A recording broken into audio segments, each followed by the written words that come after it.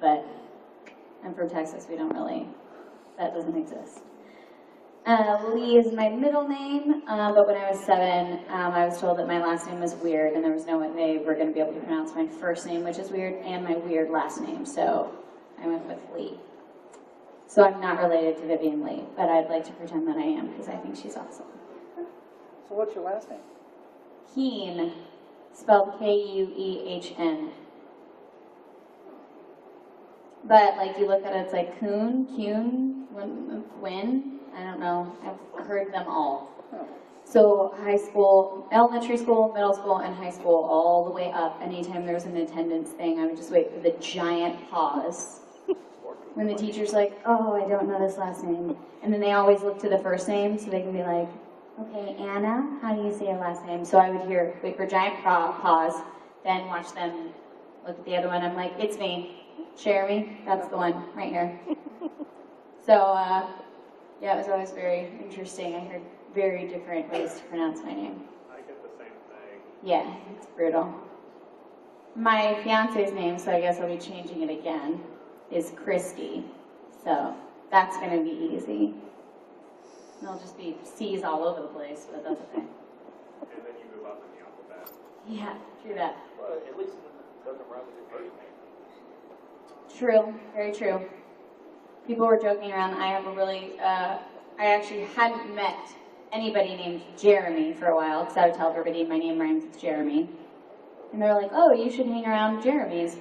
And I never met one until a couple of years ago, I guess like, yeah, 2 years ago. Literally a couple of years ago.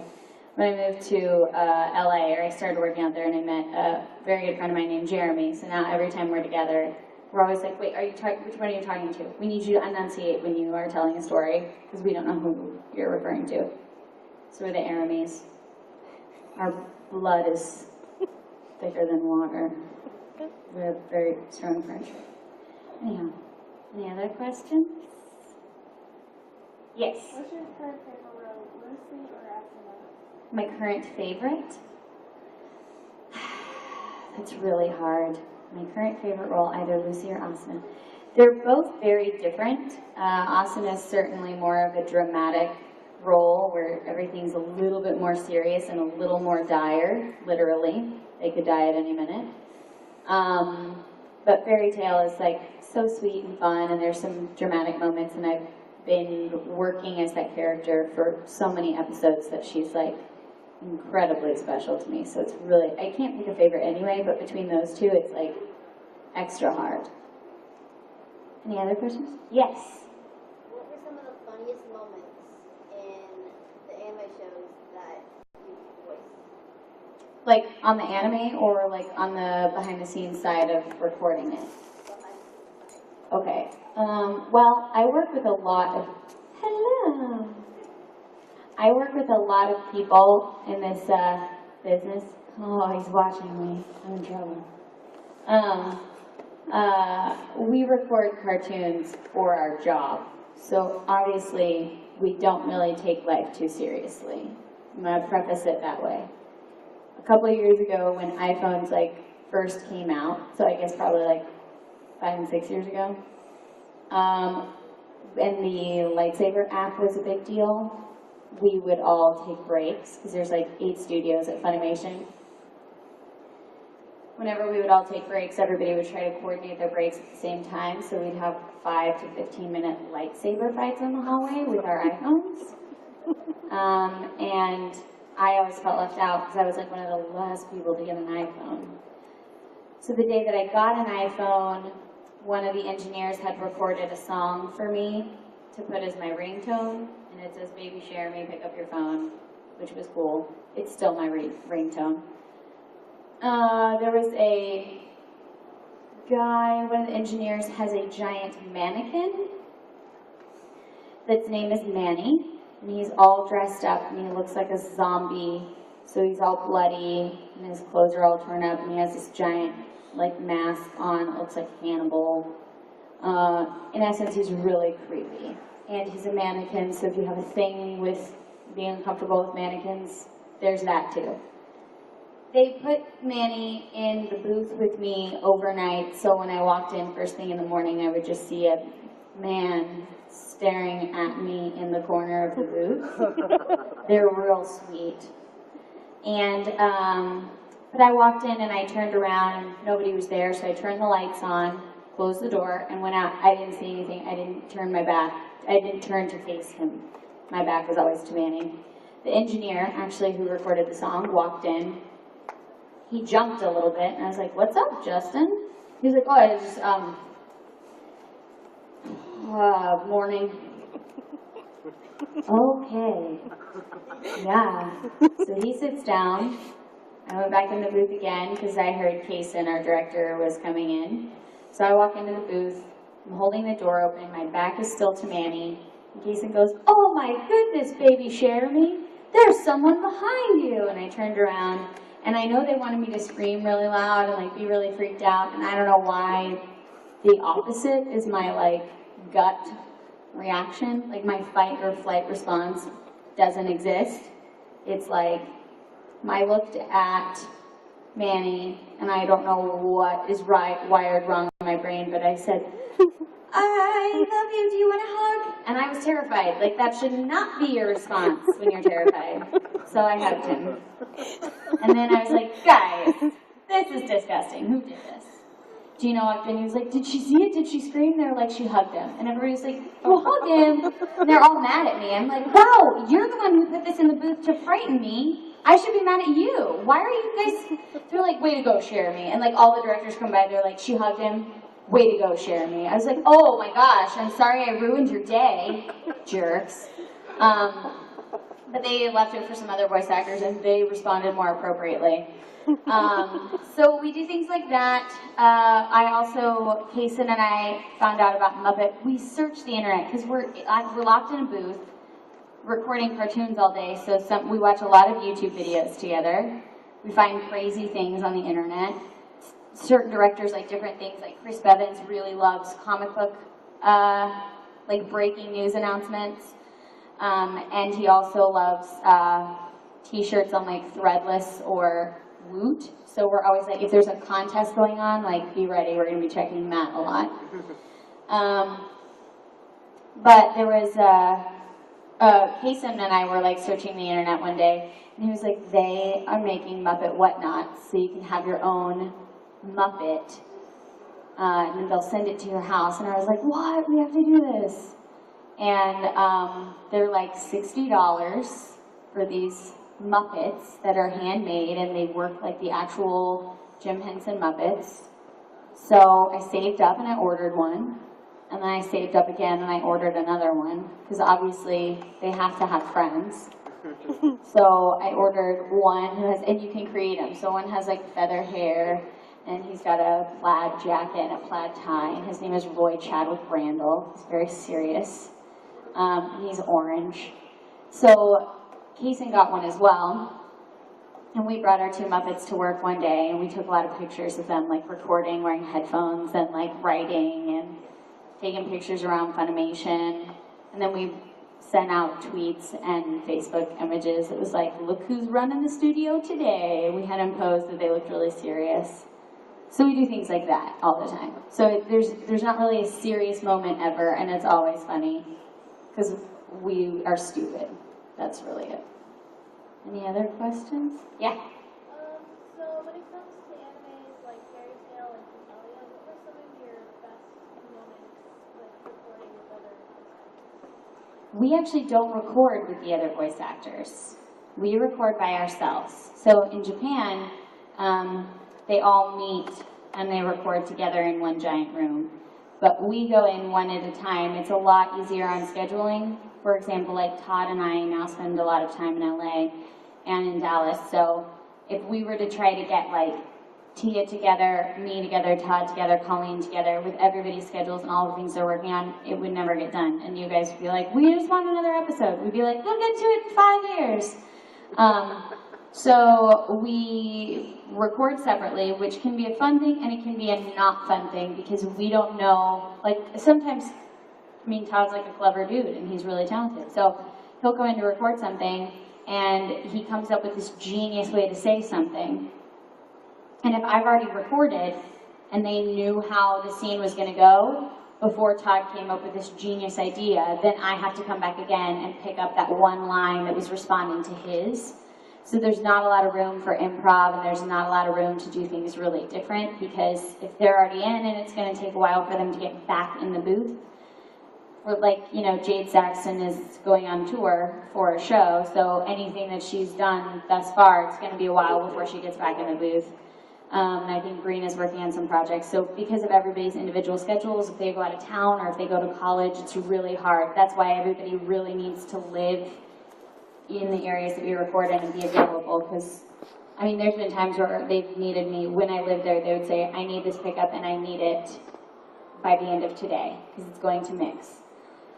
So, we definitely, that's the tricky part. The fun part is, since they don't know what we're going to say, and they're only looking at the script, and they think we're going to follow the script, we can leave bombs for them. And I can never name like, oh, this one time somebody left this one bomb, it was hilarious. But they'll do things like, I had like one of the guys talk to all the girls, and he was like, I'm going to see how many of these girls, if I ask for their number in the scene, will give me their number. It didn't work. None of us, because we all knew him. We were like, dude, we know you're just trying to like be ridiculous. And he had my number. It's the ridiculous thing about it. So I reported it back to him, and I was like, I like that our relationship meant so much to you that you can't even remember that you have my number in your phone. We're done. And he countered back in the next episode. He was like, let me explain. And so this went on for like 5 episodes. I was like, no. It's over. He's a really good friend of mine now, so that's fine.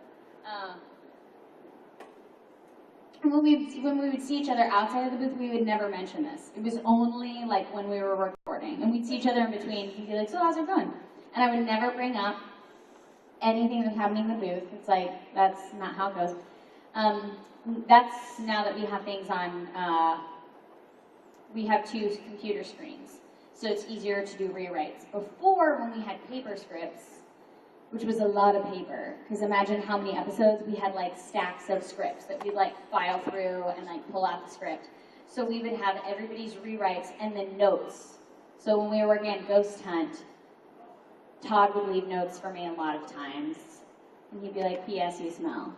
And I'd be like, P.S. you suck. Like, it would be like all over the place. So we send notes to each other or do things like that. But the only times that we ever see each other is in the hallway, sometimes, or at conventions. So most of the time when you see us and you're like, golly, they just want to talk to each other. It's like, yeah, because our voices talk to each other, but we don't. So we get really excited to see each other at conventions. Like when Monica and I go to a convention together, we always have to go get a cupcake. Like, that's how we bond. Cherami and Monica need cupcake time. And she goes, I'm going to put that in my rider. Like, if I'm at a panel with you, if I'm at a convention with you, I'm like, Cherami and Monica need an hour for cupcake bonding. And I'm like, so weird, but yes. So I'm going to a convention with Alexis. I'm sure we'll make vines, because she's like the vine queen. So yeah. I don't want to start anything, but I've seen Monica share cupcakes with other voice actresses. Yeah, I know. We've both done it, and we've brought it up. She's like, I thought this was our thing. I was like, we have to share the love of the cupcake. So we eat cupcakes with other people as well. So, Oh, it's all good. yeah. Any other? Yes.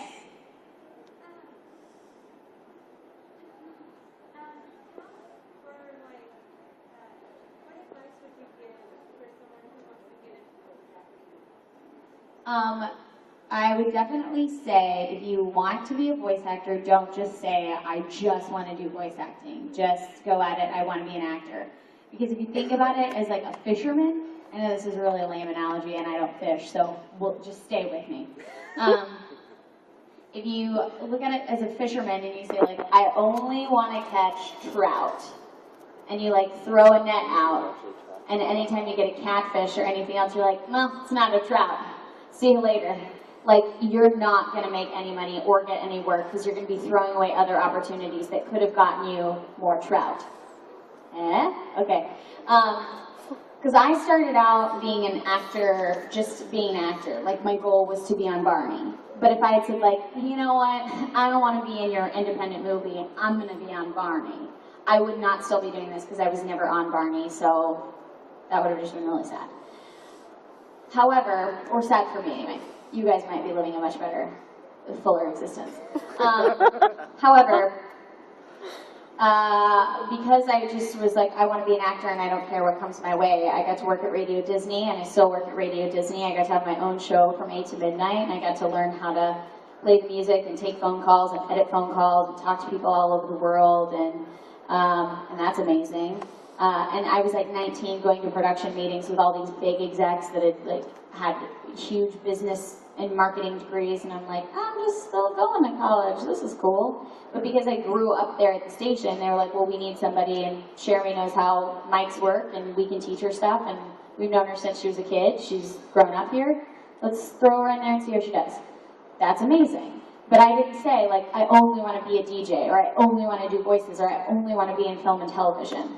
Like, I am able to do this for my job, but that's because I don't say I only want to do one thing. Like, I do commercials, I do industrials, and I got to work with Laura Bailey doing an industrial. Prime example, I didn't know about Funimation.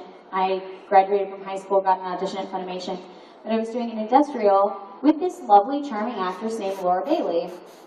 I didn't know that she was like the anime princess. I didn't know, because I thought anime was like Dragon Ball Z, Pokemon, and Sailor Moon. Like, I thought that was it. I didn't know there was like a million shows and a million conventions.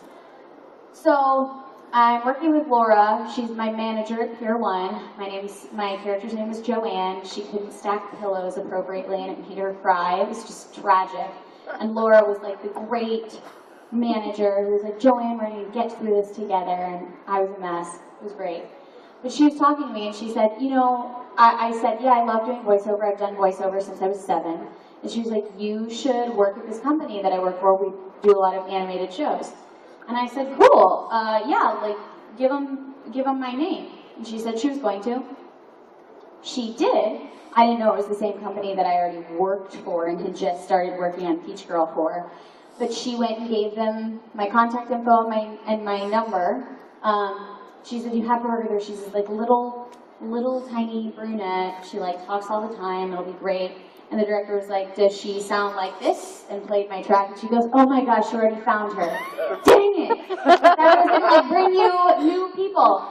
And he was like, no, we already found her. But that's a prime example of like, if I had never done an industrial, which is nothing, I mean, industrials can be kind of boring sometimes, but they can also be fun. But you work with so many people that will say like, oh, I'm doing this play, or I'm doing this voiceover thing, and you never know if you do this play that it leads to a movie or it leads to something else. Everything is so interconnected that you really can't throw back opportunities unless you're like going through a crisis. Like, people are going to understand if you're like, I mean, I really can't do this right now. If I do this, I will have a nervous breakdown and die. Like, don't think that you can't, you have to take care of yourself first and foremost, because think of it as like, if I take this opportunity and I'm not in the best mindset, is it going to benefit you? Are people going to want to work with you again? Maybe, maybe not.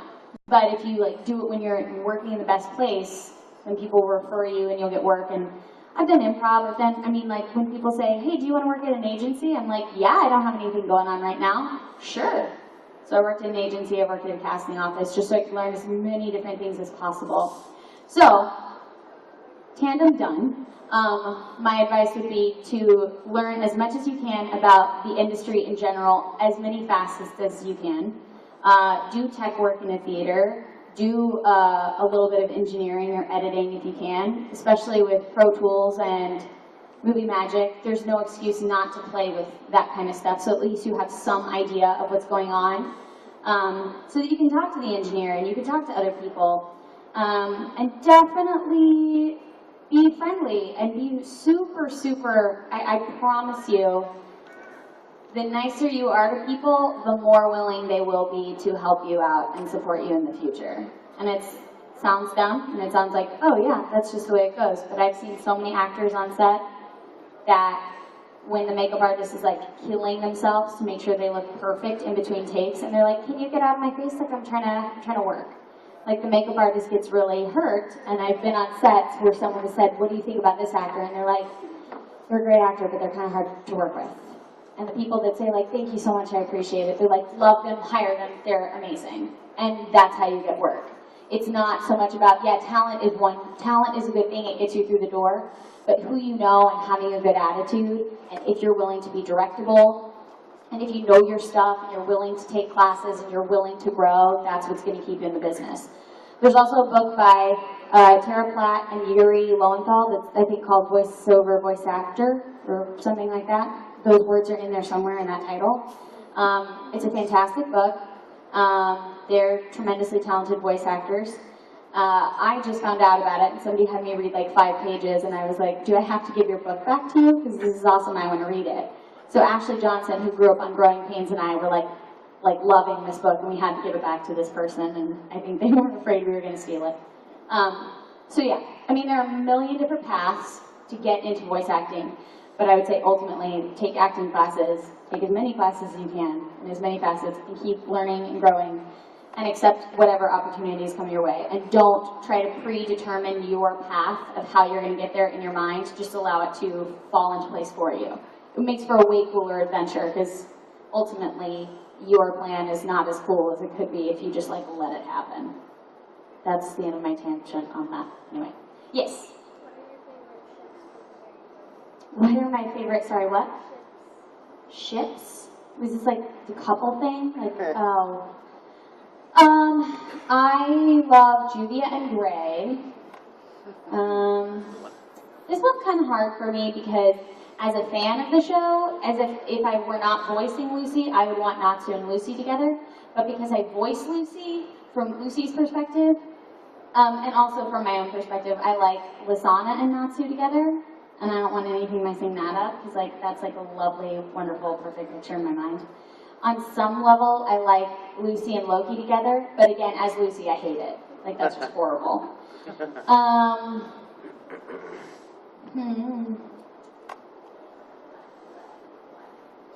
still trying to find out who would be. See, sometimes I'm like, Jalal and Urza would be really cool, and then sometimes I'm like, no, I like Gajiel and Urza better. It's like they're super intense. Like that would be like a crazy pair. I think it would kill everyone if they were having an argument. Like there would just be death everywhere by accident. It's like, what's happening? They did not want to eat the same sandwich for dinner. They'd probably kill each other. There'd be like clothes everywhere because Urza would like not have time to send it to her or whatever like celestial weird dimensional closet that she has. She'd be like, there's no time. It's like it's all over the place. I don't know. I always like try to like pick out who would be good with which person. On some level, I'm like, I would like Kana and Elfman together. No. Yes. No. That's kind of how I feel throughout the show. And that's what I love about that show. You make a decision on somebody, and then something else happens, like 14 episodes later, you're like, that would never work. I hated that idea. What was I thinking? Gosh, it's awful. So the show is like always catching me off guard. But I think those 3 are my main ones. Yes. Has there ever been a line that you have said that you were either really embarrassed that you had to say it, or that you were really, like, after you said it, like, that was really funny, I can't believe I got to say it? Yeah, both, like every day. I mean, I work on fan service shows, so sometimes the things I have to say, I'm like, this is uncomfortable.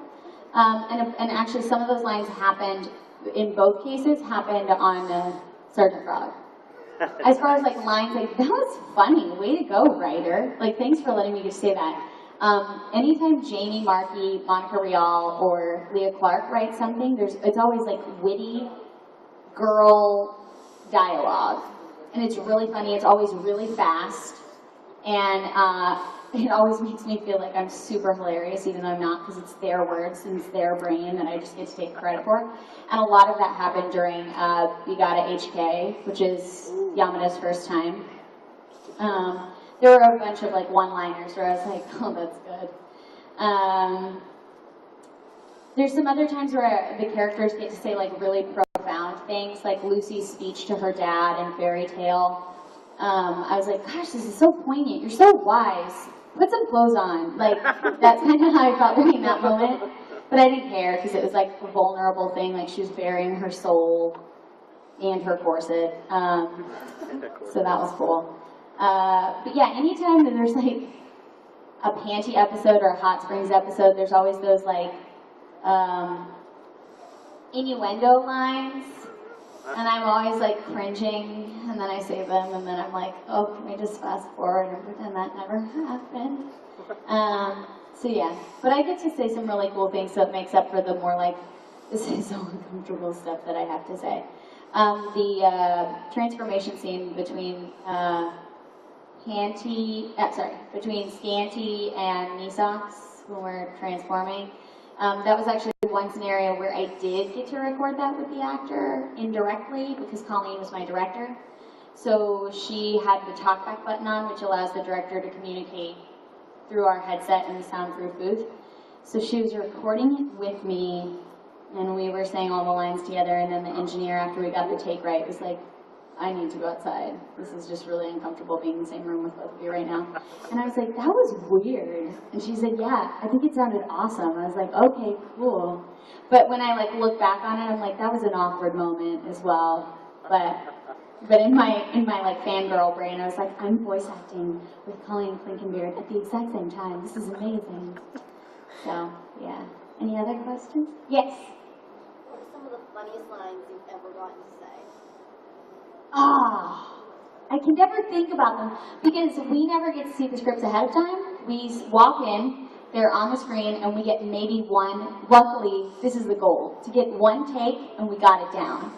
So we read over it, we rehearse it while we're watching, and then we hopefully say it one time, because that would mean that we got it, and we're moving on to the next line. So there's a couple of them that we laugh about, and they're like, oh, that was so good. And I always say, I'm going to remember this forever. And I'm going to write it down in my phone, so when I'm at a panel, I can read it off, and I never do. I always forget. So maybe this time I'll be better. But yeah, there are some really cool gems, but like I can never remember what they were. And like the, wow, 7 years? 7 years of voice acting now at Funimation. I can never remember all of them. I will say that Patty and Soul Eater was full of it, because there was one scene where she's like rowing the boat in the pirate episode, and you just hear her singing like nonsensical song. I don't think you guys can even hear the lyrics, but they were saying like, "Do you want to just hum?" And I said, "How long do I have to hum?" And they were like, "Well, for like 5 minutes." 5 minutes doesn't sound like a long time, but when you're in a booth by yourself, like singing for 5 minutes or humming a song that doesn't exist, it's a long time, and it's excruciatingly painful. Just like someone saying, this is a 45-second scream, and you're like, oh, no big deal. Wait, how many times do I breathe in almost a minute? Oh, crap. So for that, they said, or you could sing a song, just make it like a generic song. And I was like, okay, cool. And I like felt like my remembrance of this moment was like light bulb. I got excited, and I was like, oh, Cherami, you and Patty are a genius. And like, that's all I remember. And so they were like, do you got one? I was like, yeah. They were like, what is it? I was like, it's going to be a surprise. And they were like, can we hear what it is? I was like, well, what does surprise mean? No. And this is what happens when I play Patty. I am never like this when I record. Ever. That is totally not cool to not tell your director what's going on. But I was like, when I'm Patty, I just don't care. I don't know why that is. So they start the beeps, and my brilliant idea was to sing Row, Row, Row Your Boat in a round with myself. And I was like, I knew this was genius. And so I started it, and I was like, it's like great expectations. Like, I felt like I was walking down the stairs on Christmas morning. I was like, this is gonna be awesome. So I start like singing it, and then I get to the point where I'm like, this is where the round happens. And I'm like, oh gosh, there's somebody else that's supposed to come in. Oh, it's me. And so I like start singing it again, and I didn't realize that if you sing in a round with yourself, the reason there's a round is so you can breathe. But if you're singing by yourself, there's no time to breathe, so you're just like jumping on yourself all the time. So like about, I don't know, 40 seconds in, I was like, this was a horrible idea. I'm like, but I'm in it, and I made it sound like it was going to be awesome, so I gotta stick with it. So I keep singing. And then about 2.5 minutes in, I was like, I have no air. Okay.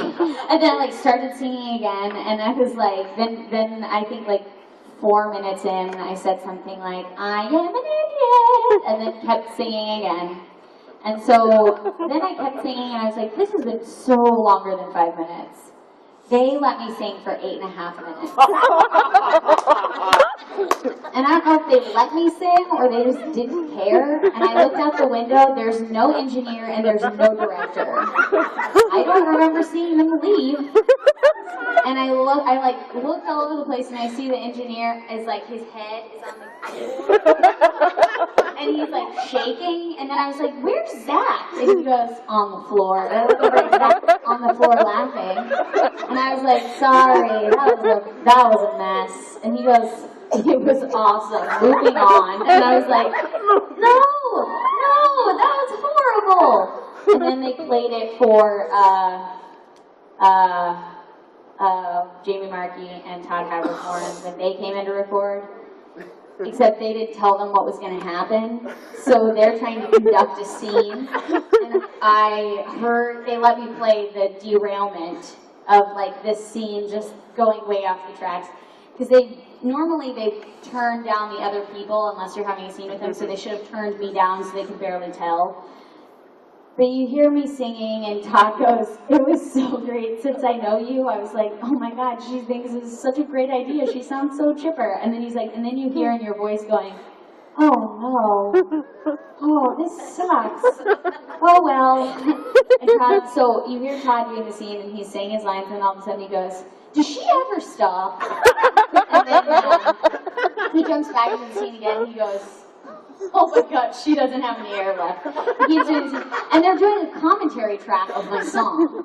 And Jamie starts, Jamie's was my favorite because I started singing. She goes, oh, what a brilliant idea, Munchkin. And then she goes, oh, no. There's no one else to sing. Oh, no. And it's like she hit the realization with me, which is why Jamie and I are like sister-daughters, because she's either plays my mom or my sister.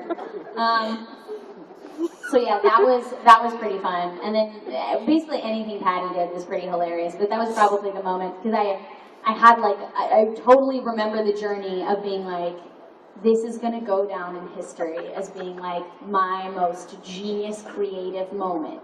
And then it clearly derailed into the worst thing ever.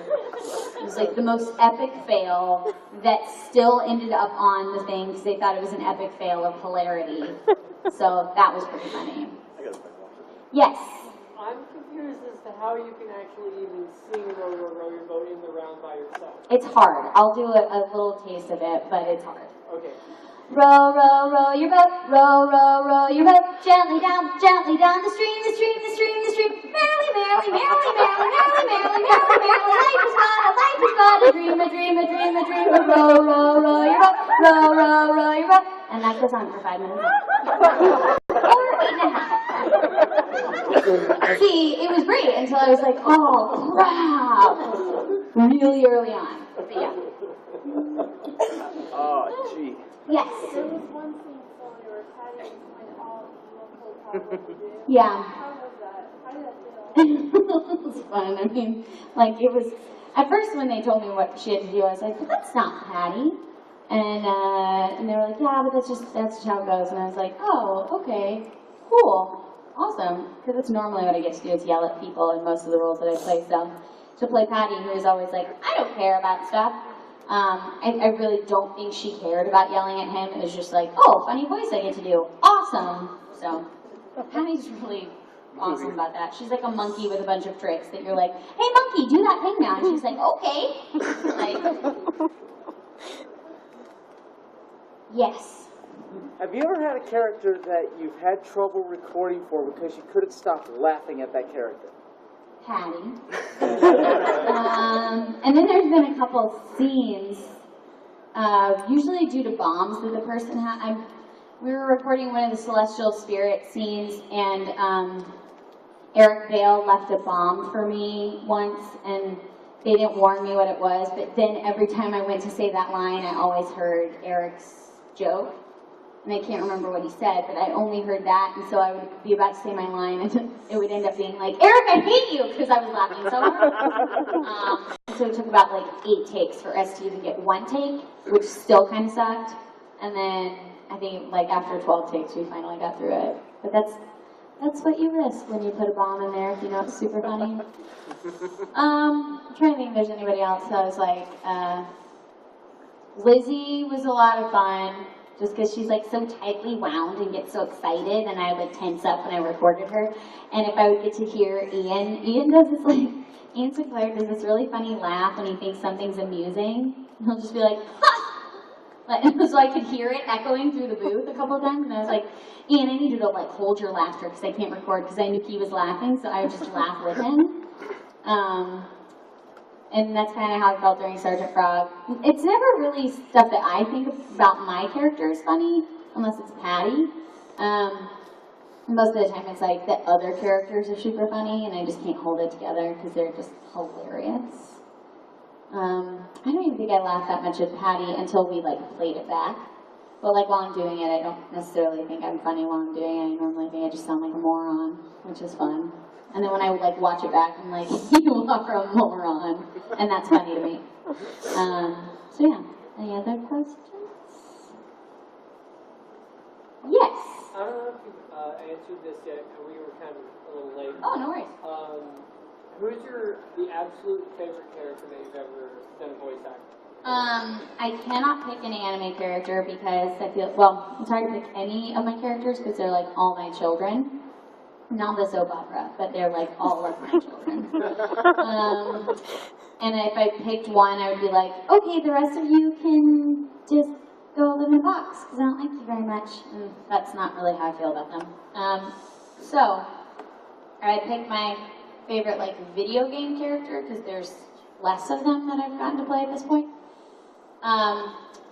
And then when I start thinking about the other video game characters, I'm like, oh, that one was cool too. So I love them all, but my favorite like video game character of like a huge playable video game character is Gage in Borderlands 2. Because it was a super awesome surprise. And just like, I got it super last minute, like the game was about to come out. And when I finally found out I was working on the game, I was like driving around town and just seeing like billboards and like bus wraps. Like you see like the Avengers movie bus wraps coming, and that's exciting. And then when you see like Borderlands bus wraps, and you're like, wait, no, I'm actually like I did stuff on that. Like that's a really cool thing to get to be a part of. But I couldn't tell anybody, so I would just, people were like confused, even my family, about why all of a sudden I'd be like, whoa, Borderlands 2 billboard, yeah! And they're like, yeah, so is the other one. Why are you excited about these? So I was like, a bus wrap? Whoa, take my picture! And so I'd be like in the car, like trying to take a picture, and everyone's like, what is wrong with you? And so then when I was able to say, like, I was in the game, they're like, oh, now we understand your obsession. So I can't ever do that again. So I'm going to be like, whoa, look at that one movie. And people are like, you're in it? No. Take my picture, the car's going fast, stop asking questions. So yeah, I guess that was like my one freebie. Now I'm just going to have to be like really silent about it. They're like, why are you taking a random selfie? It has nothing to do with the bus behind me. Jeez, people. Can a girl take a selfie? You never take selfies. I know. I'm going to start now. So. Yes. What are my thoughts on Switzerland and Liechtenstein? I love them. I think they're cute. I wish they got to be in Italia more, because that would mean I got to be in Italia more. Because I love that show. That was very stressful and very exciting, because they were like, Italia fans are like the most diehard fans ever. And I thought like, oh, that's amazing. And then when we got to like listen to the accents, there's 5 accents for Liechtenstein, because it's a small country. And so then I just had like, my imagination goes crazy, and I envisioned all of these Italia fans at an anime convention all coming to kill me, because they all thought I said the accent wrong.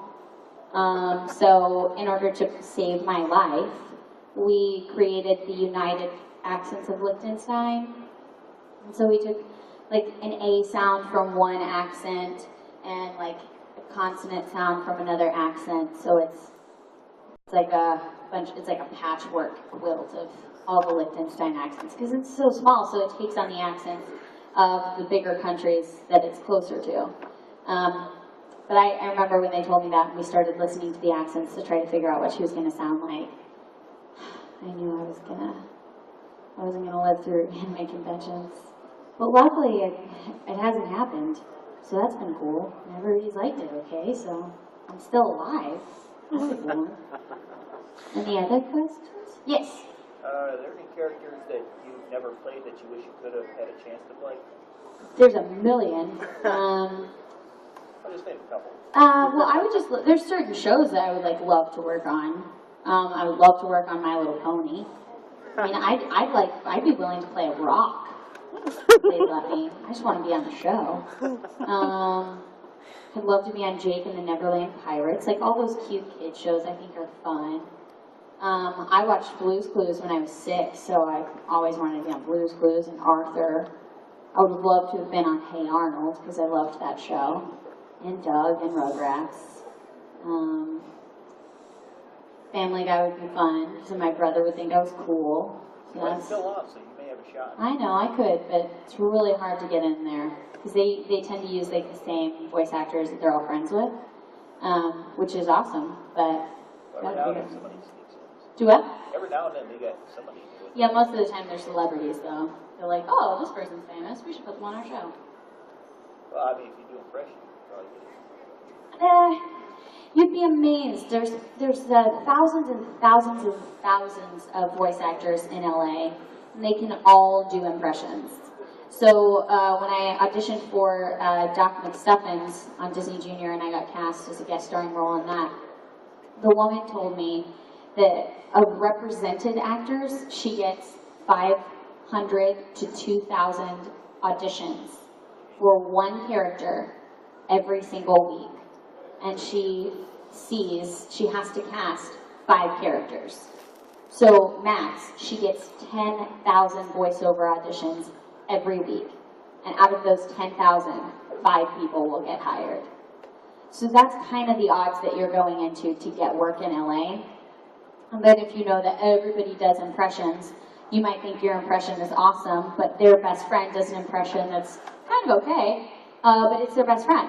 So out of the 15,000 auditions, they might not even hear yours because why would they listen to 15,000 auditions when their friend does one that's tolerable and they can just hire them? So it's a lot of stuff like that. It's really competitive to get in.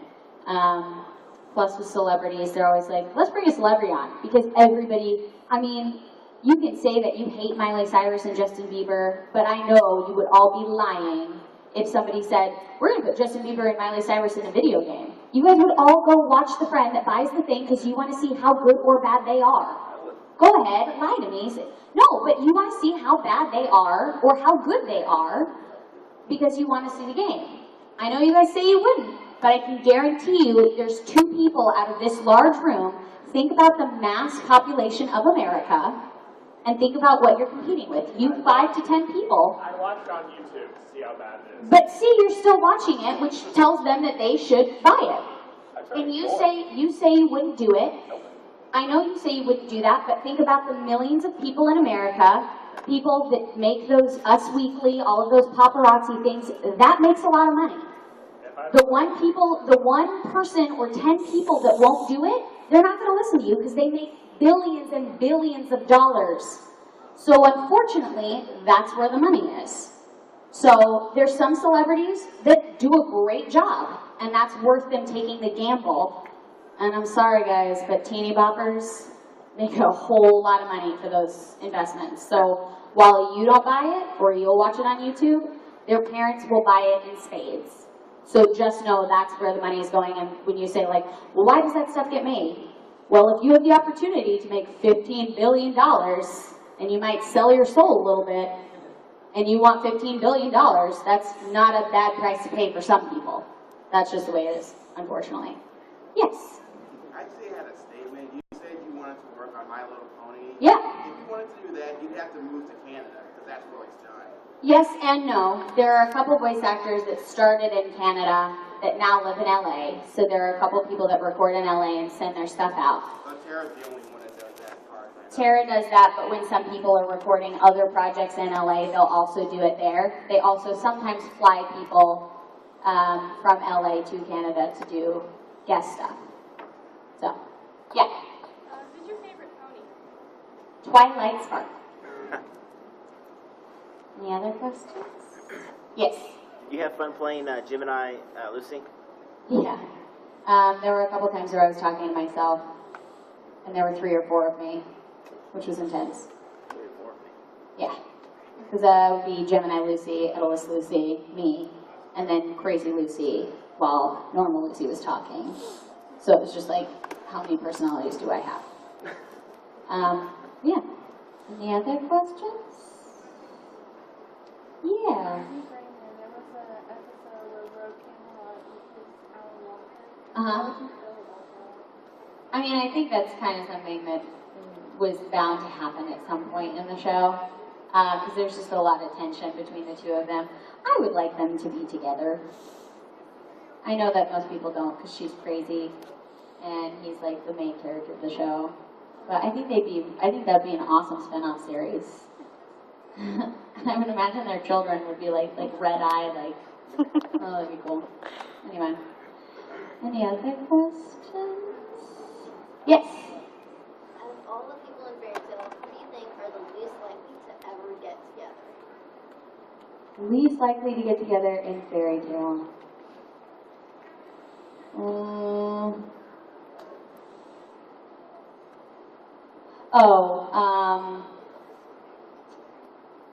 Urza and Natsu, probably. No, I got one better. Elfman and Mary Jane, because that's not going to happen. They're brother and sister. That's wrong. I think. Any other questions? Yeah. If you had a choice between joining one of 2 live-action shows, would you rather start in a pilot of a new series, or would you rather jump into the middle of an established series? That's a really good question. I don't know. Obviously, if I had the choice between the two, it would be a really cool position to be in my life. It depends on the show. Like, it definitely probably would ultimately depend on the script, like what my character would get to do, what the pilot was about. Because when you do a pilot, you get to shoot 1 episode, and then you run the gamble of, is this episode going to get picked up? And then the way TV is now, if your show isn't killing it in the ratings by the 3rd episode, you're canceled. Like, you might get 8 episodes. I mean, like, the days of like 9 seasons or 8 seasons are so rare now. Like, people just don't have the attention span for it anymore. It's like you might get 5 or 6 seasons, and that's a great run of a show. That's probably a good thing. A lot of shows kind of run out of steam by that time. Yeah, some shows run out of steam, but then some shows don't. I mean, like, some shows do really, really well, and you get to grow up with the characters, and I mean, like, Boy Meets World ran forever, and it's still on reruns, and that kind of stuff just doesn't happen anymore, because people get new opportunities, and they just want off the show, and, I don't know. Like, there's been so many shows that come out, and I'm like, oh, that's a fantastic show, and it's canceled by episode 4. And I'm like, it's because nobody is able to get into it yet. Like, let it breathe a little bit and figure out what it's doing. But in an established show, you always run the risk, is it going to get canceled because some pilot comes in and grabs their slot? Okay, that's a good thing about cable shows, is that they will rerun the hell out of those shows so that somebody will have a chance to see it. Yeah, but by that point, it's canceled most of the time. And I will say, I think you will get to that point in your career where you will have that choice. That would be awesome. I appreciate it. I think you will. Well, thank you. Cool. Any other questions? Yeah. Yeah, definitely. She goes on such a journey, and there's a lot of things that happen in that show. And it's written so well that you just really become invested in the characters. And then I have an added investment in that I'm playing her. So when some of the things happen, it's just incredibly devastating what they have to deal with. And they're in such a high stakes situation anyway. I mean, any wrong move and you're dead. So that was dark. But yeah, no, it was definitely emotional. And that show moves like really quickly. And I know that a lot of people said I wish it would have lasted longer because they covered so much ground, but in the Japanese, when the Japanese created the show, they weren't sure how well it was going to do. Okay, so we probably have time for like 2 more questions. Yes? In Fairy Tale, when it comes to like magic, which one would you prefer? I would totally want to be a celestial wizard because I like to collect things and I like stars. And I think it would be awesome to have all of my friends, like, it's like having a cell phone of all your friends with their keys, and you can make them show up whenever you feel like it. I don't know, it would just be, it's like super cool. It's like trading cards. You gotta like collect all the keys, and I love doing stuff like that. And Blue's adorable, and the whole contract thing. I mean, the whole thing of it being a celestial wizard, I think, is like brilliant. I love it. Yes. Good question. I don't know. Okay, so like of the non-zodiac ones, I think it would probably be Horologium, the clock, because that's really convenient that you can like lock yourself in a clock and have somebody walk for you whenever you feel like it. Or Clue, who I think is adorable. As far as like zodiac ones, Cancer scares me. I love Cancer because it's my birthday. Taurus scares me. Do what? Yeah, no, the cow is, or the bull, he's frightening. I love, Aries is adorable. I love Aries. I love Virgo. And even though she's really mean to Lucy, I love Aquarius, but I think Loki would probably be like my all-time fave. Even though, like, as a guy, I think totally untrustworthy. Never trust the charismatic ones. They're shady. I have a lot of friends that are like super charismatic, and I'm like, good luck getting a girlfriend. They're like, we don't need it. I'm like, yeah, good luck keeping a girlfriend with that attitude, genius. So yeah. Any other questions? Yes. If you had an idea and you could turn it into a TV show, what kind of TV show would it be? Like, would it be funny? Would it be sad? Would it be emotional? I am actually writing about 2 film scripts and about 3 TV pilots. And actually it was on TV last night, one of my favorite movies ever, and I freaked out and got excited. I love practical magic. So I love all of those like witch movies. So that would be a kind of pilot I would do. And I also love I loved Medium, and I loved Ghost Whisperer, and I loved Joan of Arcadia. So a show like that kind of blends that with being like a lawyer, or having parents that were a lawyer and like solving crime with being a psychic or being a witch or something like that. That would be something I would do. But then I'm also writing a comedy show that's kind of like New Girl, except not.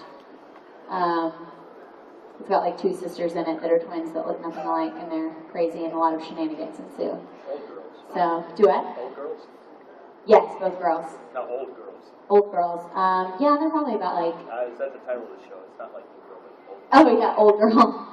But yeah, no, they're like early, mid-20s. Yeah, old girls, on the verge girls. Yes.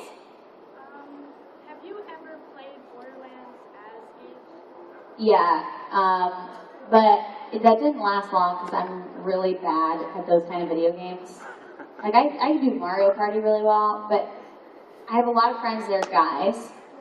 My brother's really good at games. My fiance's really good at games. And they're really competitive. So, I feel so lame when I play with them. And those are like the 2 guys that I hang out with the most. So, I don't play very often because I want to maintain having a shred of dignity at the end of the day. So I started playing Borderlands with my brother because he worked at Best Buy, so he got my game for me. And so we started playing it, and then he turned the volume off, and I was like, dude, like, it's part of the joy for me. What are you doing? It's like my celebration party. It's like, yeah, you're in a game. Why would you turn the sound off? He's like, because I've heard you my whole life. And he's like, cool for you that you get to be in a game, but like, I don't want to listen to you here while you're sitting next to me. Because since I played Gage, I didn't know what the reactions, like how, because I mean, like we recorded so many reactions, I don't know how they're going to get spit out. And there were a couple times that I said the exact same thing that she said, and I was like, and he was like, I need you to shut up. Like, right now. He was like, this is supposed to be relaxing for me, and it's not. Because I would be like, I was like, what up, dude? And he was like, please, first of all, you suck at playing this game. Second of all, you're loud. Third of all, you're in stereo. I'm going to kill you. He's like, I'm literally going to kill the character in this game to shut you up. And then I'm going to kill you. I don't get to play Borderlands all that often because I want to have a better relationship with my brother. I don't want to completely destroy it. So I'll just let you guys play it, and then I'll watch it on YouTube and be like, oh, that looks so fun. Yeah, yes. Then what kind of games do you usually play? I love my DS because that's a private player thing. If I suck, I can close the game and be like, I'm a champion. I have like the highest score ever, and nobody can know unless they play the game after me, which I just don't let them. I love all the Lego games. You know, like Lego Harry Potter and Lego Indiana Jones. Oh my gosh, so cool. And I know a lot of people are like, Lego games? I mean, the Lego movie looks amazing. Back up off me in my Lego infatuation. I also love, like I said, Mario Party. There's a game that I got at a convention by the person who made the game, and it's Picture Sudoku. And I don't do well with numbers. I don't know how it works with the pictures, but it's the coolest game in the world, and I will play that for hours. And that's one game that I'm pretty good at. Not to toot my own horn, but I am. Because I play it all the time. And so when people are like, hey, can I play that? I'm like, no, you can't, get your own game. But they can't, because I bought it at a convention. And it got signed by the creator, which is cool. Yeah, I love playing Mario Party, but when people steal my star, I get really passive-aggressive. And I also like to play the whole, like, I'm gonna suck at this game just to be careful. Like, if I start winning, I'm like, I'm totally awesome, but I'm gonna lose. And then by the end when I win, it's like a surprise. So if I say, like, at the beginning, I'm gonna suck at this game, and then I end up winning, then it's like bonus. And then if I suck at this game, I'm gonna be like, see guys, told you so. That's how I maintain my dignity when playing with friends. But yeah, I also like the Wii U. I played that a couple of times. You would. I think that's probably about it, I guess. And it's... Yeah, we have 2 minutes, I guess. We asked a super fast question. Yes. Do you read any manga? I do. I read a couple. Normally when I work on a show, if there's like a manga, like with Fairy Tail, I have a couple of volumes of manga. Ghost Town, I have a few volumes of manga. For the first show I ever worked on, Peach Girl, I have like a lot of manga for that show because I tried to like read everything. But it moves so fast normally that we are ahead of the manga long before, like we're ahead of the manga by like the second or third session normally, so I can't read that fast. But yeah, there's a book actually, it's a book series called, it's like Blue is for Nightmares, Red is for Remembrance, and it's this great series, and I went through the books like crazy. And then she did a graphic novel, and that was like for the final book. And that was the first time that I went through a graphic novel, and I was like, why is there not more of this? And I wanted to go back to the bookstore and like shake the shelves and hope like a portal opened up and like more of the manga. Like, this is how my brain works, guys. Like, I'm like, oh, clearly I know you're a writer, but there must be a portal where this already exists. Knocking on the wood, like checking for things. This is why I should have like a very short-lived reality show, just to chronicle the weird things I do. But yeah. Thanks, guys. It's now 3 o'clock, so I think Miss Lisa is Lisa here? Lisa! I'm good, how are you? I don't know why.